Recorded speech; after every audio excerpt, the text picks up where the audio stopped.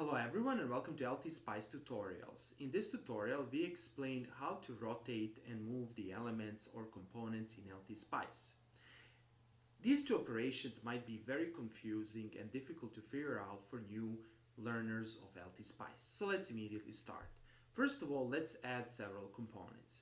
Click here to add the capacitor, then do the right click, then add an inductor, do the right click, and let's add the resistor and do the right click. Good.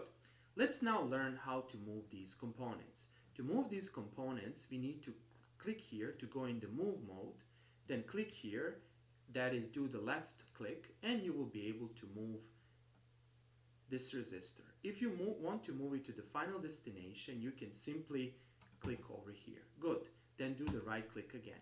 Next, let's learn how to rotate. To rotate, do the left click over here, then click on a component and then press Ctrl R to rotate, and you can rotate this component.